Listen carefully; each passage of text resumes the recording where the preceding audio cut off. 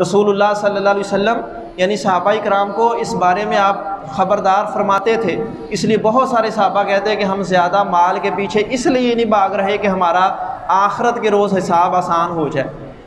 اللہ کے نبی نے فرمایا من نوکش الحساب فقد ہلاک، کہ جس بندے کا اللہ نے حساب شروع کر دیا وہ بندہ مارا گیا۔ مطلب کیا ہے کہ وہاں پر اللہ نے اگر یہ شروع کر دیا کہ بھائی کتنا مال کمایا،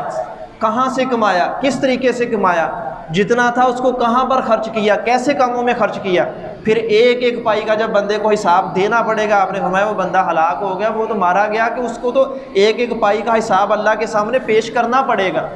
اسی وجہ سے رسول اللہ صلی اللہ علیہ وسلم امارت کی بجائے غربت کو زیادہ محبوب رکھتے تھے۔ آپ اللہ سے دعا کرتے تھے کہ اللہ مجھے زمرہ مساکین جو مسکین اور یتیم ہیں ان میں مجھے زندہ رکھنا اور انہی کے ساتھ مجھے آخرت کے روز اٹھانا۔ وجہ کیا تھی کہ آپ صلی اللہ علیہ وسلم نے فرمایا کہ اللہ تعالیٰ 40 سال پہلے عام لوگوں سے 40 سال پہلے غریب مسکین اور فقراء کو جنت میں داخل کرے گا،